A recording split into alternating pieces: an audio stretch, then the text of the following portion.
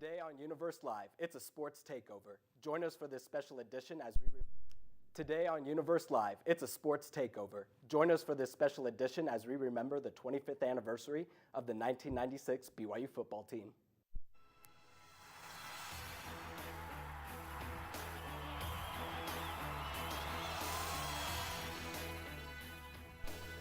Hi, and welcome to the UniverseLive Sports Special. I'm your host, Tanner Lewis.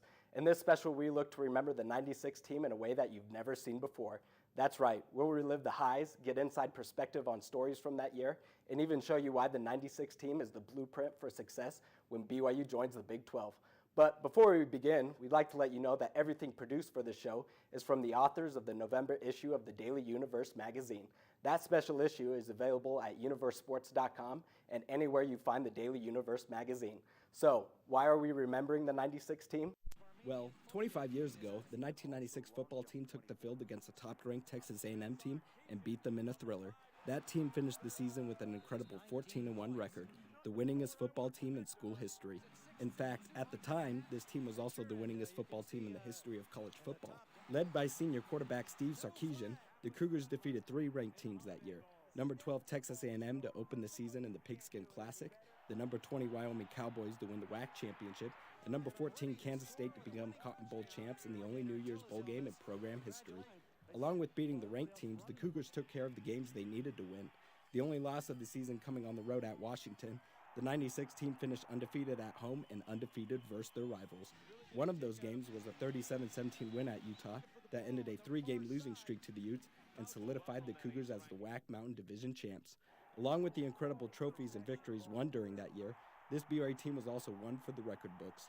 Quarterback Steve Sarkisian became the seventh Cougar to win the Sammy Baugh Trophy. Given annually to the nation's top passer, Sarkisian finished the season tying a then NCAA record of 12 consecutive games with 200 yards passing. That talented offense also made its mark in the BYU record books. Scoring an impressive 571 points during the 96 season, that team ranked second at BYU for most points scored in a single season. This BYU team had it all. With a resume like this, it's easy to see why 25 years later, Cougar Nation remembers them and why current and future Cougars are trying to emulate them. How's that for a resume? One of the Cougars trying to emulate a star from the 96 team is Mason Wake. Known for his hurdles, Mason is following a tradition that was started 30 years ago by tight end Chad Lewis. Here to take us back and relive one of Chad's most iconic hurdles is Emmy Franks. Emmy? Thanks, Tanner. Chad Lewis began hurdling in high school when he was a high jumper on the track team. But when he came to BYU, he walked on to the football team. And though he left his track career behind, he didn't leave his hurdling behind. Chad had always wanted to try hurdling in a football game to add another explosive element to his skill set, but he'd never had the opportunity. Finally, in the last game of his freshman year in 1993 versus UTEP, Chad finally got to fly high on the field. John Walsh threw me a pass over the middle. I caught it. I ran up the sideline, and their safety came to tackle me, and I jumped right over the top of him. And then I ran around the field going crazy. And then later in the fourth quarter, we're coming north. Same play. I catch a ball. I run up the sideline. Same safety comes to tackle me, and I tried to jump him again. This time he caught me, and he tackled me in the air. Mark Philbrook, the BYU photographer, captured that, which became the national photo of the year. It's called Bronco Rider. At the end of that game, I was sitting home thinking like, oh my gosh, I can't believe it. I've been wanting to do that for so long. I've been thinking about it. I've been dreaming about it. And I just said, okay, from now on, I'm jumping over everybody. And he sure did jump over everybody. Chad totaled 17 hurdles through his BYU career and many more in the NFL as well. BYU football has seen iconic hurdles in recent memory from the likes of Taysom Hill, Zach Wilson, and Mason Wake. With so many hurdles in Cougar football, it can certainly be said that the legacy that Leaping Lewis set back in the 90s has left a mark on BYU football forever. We'll look forward to seeing more high-flying hurdles from Mason Wake as the Cougs continue their 2021 season. Back to you, Tanner. Thanks, Emmy. Chad's hurdles were certainly one of the many highlights from that special 96 season. However, in today's show, we are not only going to relive the top moments from that year, but the top 4 games from that magical season. Number 1, BYU versus Texas A&M. Starting the season with a bang, the Cougars open up the '96 campaign versus the 12th-ranked Texas A&M Aggies at LaBelle Edwards Stadium in the Pigskin Classic. Coming out of the half tied at 20, the Texas A&M Aggies scored 2 touchdowns in the third to take a commanding 34-26 lead going into the fourth quarter. However, that day belonged to BYU as the Cougars scored 15 in the fourth quarter, including this game-winning touchdown from K.O. Kealalui. Well, they show a regular rush. Deep ball, yeah! Touchdown! BYU leads! Levi Kealalui, the KO punch! BYU defeated the 12th-ranked Aggies 41-37, setting up what would become a magical season. Number 2, BYU at Utah. No season can be a success if you can't beat your rival, right? The Cougars were ranked 8th in the polls as the '96 team headed up north to face the 8-2 Utah Utes in the season finale. Coming into the game with a 3-game losing streak to Utah and the WAC Mountain Division Championship on the line, the Cougars looked to finish the season strong, and finish the season strong they did. Led by running backs Brian McKenzie and Ronnie Jenkins, BYU was able to rush for 4 touchdowns, including this 16-yard touchdown run from Ronnie Jenkins. Inside the 17, here's Jenkins on a little delay. Ronnie Jenkins scoring. Both Jenkins and McKenzie rushed for 150-plus yards as the Cougars defeated the Utes 37-17, securing the WAC Mountain Division title. Number 3, BYU vs. Wyoming in the WAC Championship. Finishing the season with a 12-1 record and moving up to 6th in the polls, the Cougars met another ranked foe in the 20th-ranked Wyoming Cowboys for the WAC Championship. Played in Las Vegas, the Cougars jumped out to an early lead going into halftime up 13-0. However, the Cowboys wouldn't go away, as they scored 25 points in the third and fourth quarters to take a 25-20 lead. With 2 minutes to go, Wyoming took a controversial safety that gave the Cougars a chance. With no time left on the clock, Ethan Potchman was able to kick a 20-yard field goal to send the game into overtime. Moments later, Ethan Potchman sealed the game with this 32-yard field goal. Out of the hold of Alan Boardman. It's over. The Cougars win it. The Cougars defeated the Cowboys 28-25, winning the 19th WAC championship in program history. Number 4, BYU vs. Kansas State in the Cotton Bowl. This game featured a top 15 matchup as the number 5 BYU Cougars faced the 14th-ranked Kansas State Wildcats. Opening the scoring for BYU on a safety, Shane Meerbrook would go on to have one of the best games ever by a BYU defender, ending the game with 12 tackles and 6 sacks. Meerbrook highlighted a strong defensive performance that would eventually win the game for the Cougars. Going into the fourth down 15-5, BYU would go on to score 14 in the fourth, including this game-winning touchdown from K.O. Kealalui. Good protection. It's for Kealalui, touchdown. On the ensuing possession, the Cougar defense would step up big again as Omar Morgan sealed the game for the Cougars. Intercepted. Omar Morgan. BYU went on to win the game 19-15, capping off a 14-1 season with a New Year's 6 Cotton Bowl championship. Florida State, there'll be some votes probably for BYU. At least all from Utah. Those were some great moments. Moving on to a heavier topic, the opioid epidemic resulted in a nationwide crisis. But over the last few years, a lot of research and focus has helped educate the public and curb the crisis. Addison Kerr explored just how the crisis impacted key players from the legendary 1996 team. Addison? Thanks, Tanner. The opioid crisis was handled a lot differently in 1996 than it is now. We'll hear from just one of the players that experienced this epidemic firsthand. Injuries are all but inevitable in football, and prescription drugs allowed players to play through the pain that came along with those injuries. But in 1996, players and team doctors didn't know just how intensely addictive opioids could become. Doctors thought they were just doing the players a favor. Several players on the 1996 team became addicted to opioids, and one, Brad Martin, a linebacker, eventually passed from complications of years of drug abuse that began at BYU. Derek Stevenson, a teammate of Martin's, separated his shoulders during a game against Alabama.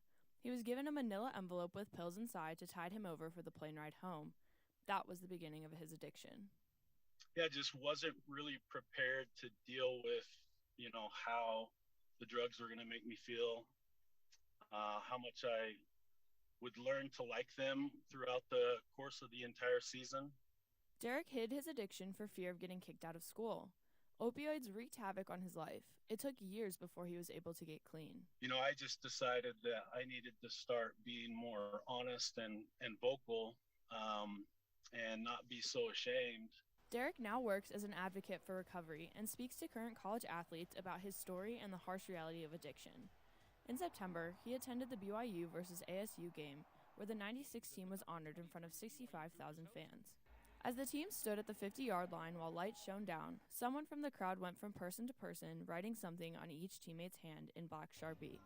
On everyone's hand was the number 10, Brad Martin's number, a teammate lost to opioid abuse, a reminder to never let it happen again. The whole team just talked about how we were being honored for having such a great team and such a great season in 1996, 25 years ago. All of us, something was missing, and we knew that Brad wasn't there. Although the opioid epidemic still exists, it is much more difficult for athletes to obtain addictive prescriptions. Coaches and doctors have made it a point to educate their players on the addictive qualities of these drugs and to help and support those that might be struggling. Our knowledge on the subject has come a long way, but as with anything, there is still a long way to go. Tanner? Thanks, Addison. Coming up, why the 96 team is the blueprint for success when BYU joins the Big 12. But first, we'll look at what members of the 96 team are doing today. Because of you, I feel not alone in this world. And you let me know that it only takes one person to make you feel wanted.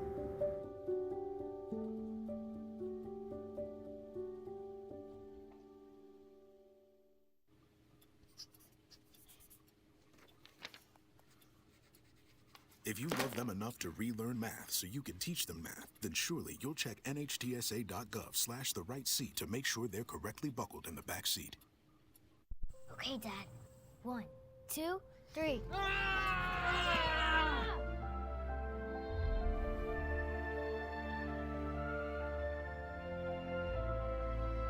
You saved me. Dad? Are you okay? I'm fine, dear. Your hero needs you now, and AARP is here to help. Find the care guides you need at aarp.org/caregiving. Welcome back. It's been 25 years since the 96 football players left BYU and took different roads to become football stars, devoted fathers and husbands, and businessmen. Let's take a look at where some of the 96 players are today. First, we have Steve Sarkisian.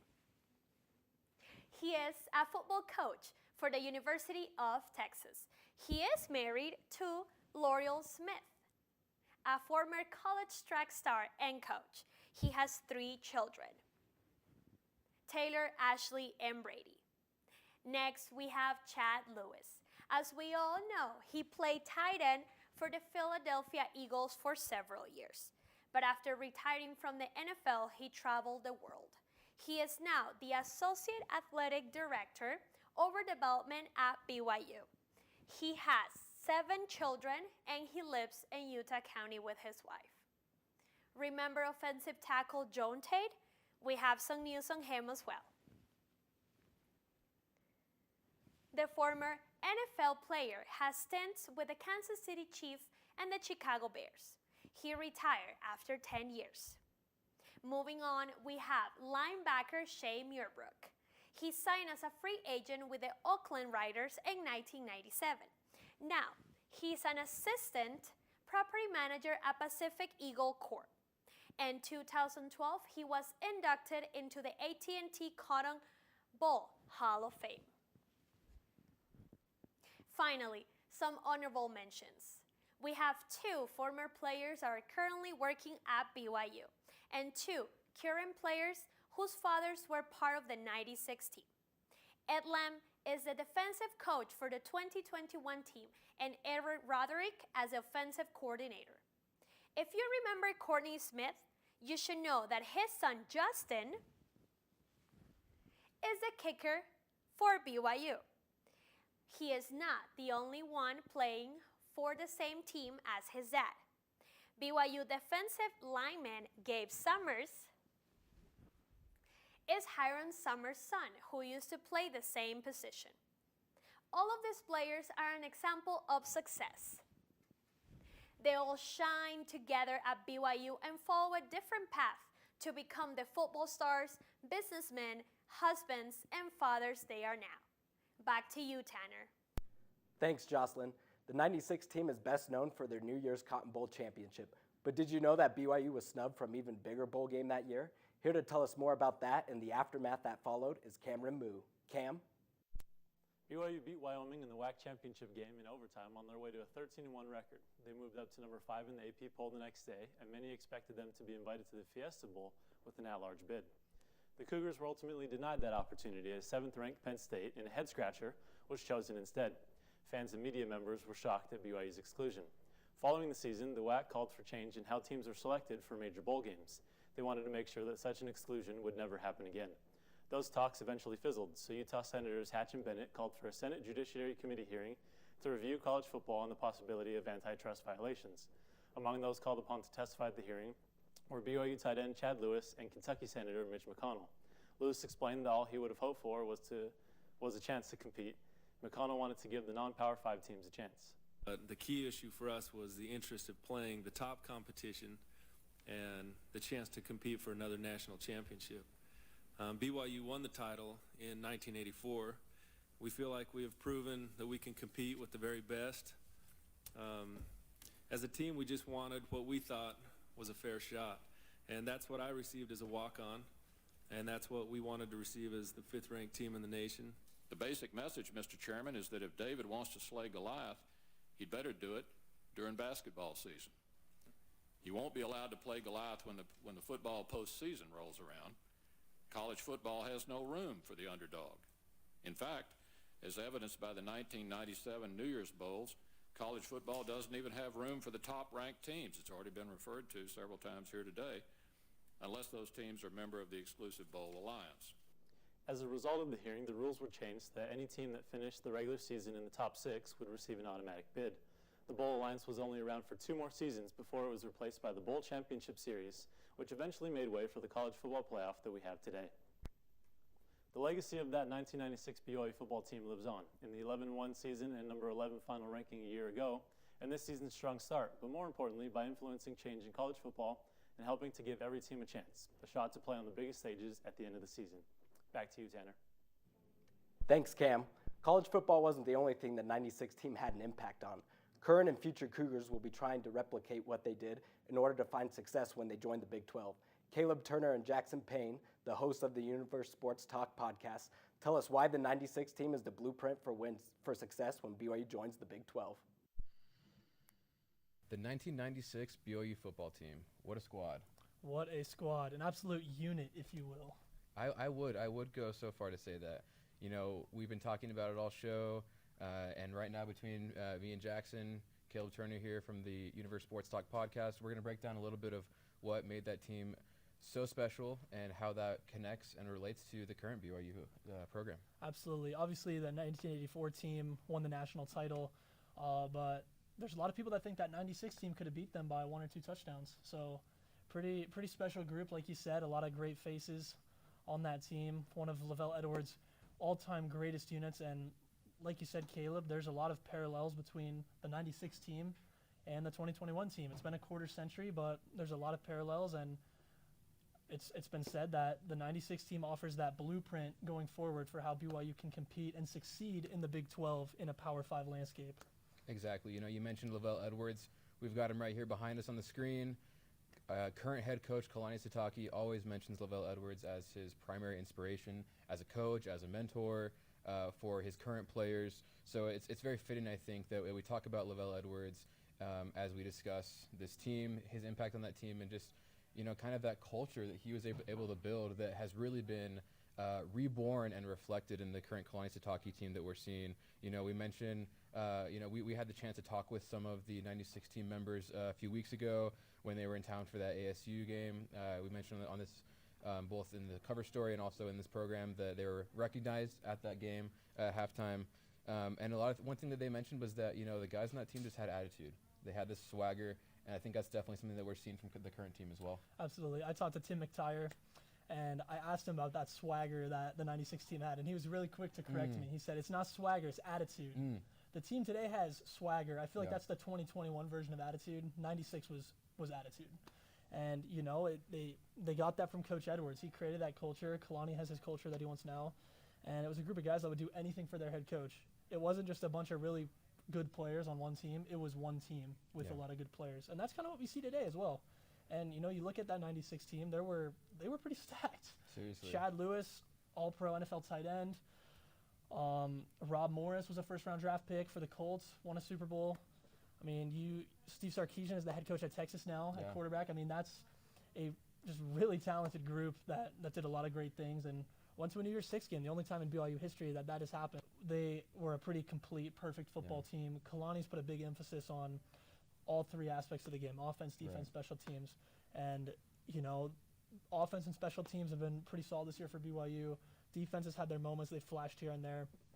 But back in 96, all three aspects were as perfect as they could be. And that's something going forward that I think that was definitely a very Lavelle strategy to look at, is all three of those aspects. That was something that they put a lot of emphasis on. And so for Kalani to do the same, that is the blueprint. No, definitely. And look, we here at the Universe Sports Talk podcast, we love special teams.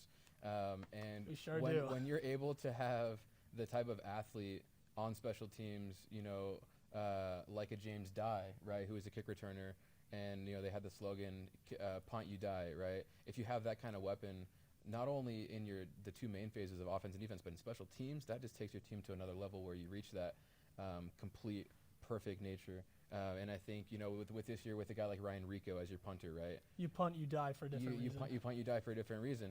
And I think that just shows you, you know, the type of athletes they're recruiting across the board and how they're detail-oriented, and you have to be not only concerned about, obviously BYU has always been concerned about the quarterback, and they always will be. However, you have to have all three phases, and I think Kalani, that's something that he learned from Lavelle, and it's something that he's really, really harping on, is having that complete nature.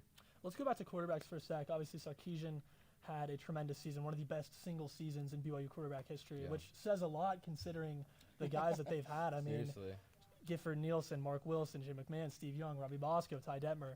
Heisman-winning Ty Detmer. Ty Detmer, Pro Football Hall of Fame. Steve Young and Super Bowl champion Jim McMahon. You know, all these great quarterbacks, and Steve Sarkisian to come and be plugged into that system that already existed and have the success he did.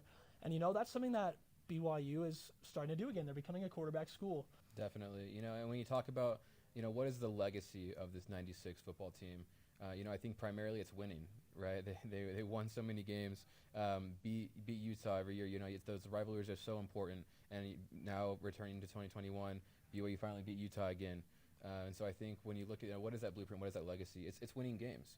And it's also doing it in a way, you know, like Kalani Sitake always says, loving and learning, which is an ideology and a culture that he took from Lavelle Edwards, always cites him, always mentions him in press conferences. And so, you know, when you look back and you think, hey, what was that legacy? Lavelle Edwards, you know, a player's coach, and that results in winning games. And when you're winning games, everything else works out. Just win, baby. Just win. It's the key to everything, just win. And, you know, one of the other legacies of that team, I feel like, is the attitude that they had. They had fun playing football. They all bought in. They did it together, and they made some noise, you know. Actually, a few years ago, my dad came out for a game, and we ran into Derek Stevenson, who was a linebacker on that 96 team. And my dad was a senior in college in the 96 season, so he remembers it well. He was at all the games. It's one of his favorite sports teams ever. And so when we ran into Derek Stevenson, he's like, "Oh yeah, you're the guy who started all the fights on kickoff, you know." And that's that attitude, and you can remember that 20-something years later. And we're seeing that a little bit this year. The Nakua brothers have brought a lot of life into the team. But I think it's not only, you know, you don't want to be known for starting fights. No, but doing it in a way. Obviously, you have the attitude, you have the confidence, right? But doing it in a way that you can back up, doing it in a way that when you're off the field, you know, you can say that you love those guys that you were getting a little chippy with. You don't hold grudges. It's the passion. It's the fire, and you look at a guy like Derek Stevenson, right? Great guy, nice guy. You know, I think both of us have had interactions, and so it's, you know, it's attitude, but it's attitude with, you know, this confidence that you can back it up, and with love that, you know, really there's no hard feelings after you leave the gridiron. And you're going to leave everything that you have on the gridiron. Exactly. And that's what the 96 team did. I think that's, at the end of the day, that's what they did the best, is giving it all on the field. And leave it all on the field. Leave it all on the field. That's what BYU needs to do in the Big 12, because there's going to be a lot to give on the field, let me tell you. Definitely. They're in for a treat. Well, those are kind of our thoughts on the 96 team, and we'll throw back to you guys for the rest of the show. Peace out. Thanks, Caleb and Jackson. We hope you've enjoyed this UniverseLive special edition of the 1996 BYU football team. If you would like to learn more about what the stories we discussed today, be sure to pick up or look up the November issue of the Daily Universe magazine. The digital version of the magazine can be found at universesports.com. Also, if you'd like to watch the show again or share it with your friends and family, be sure to go to the UniverseLive YouTube page. For everyone that worked on the show, I'm Tanner Lewis saying so long and go Cougs.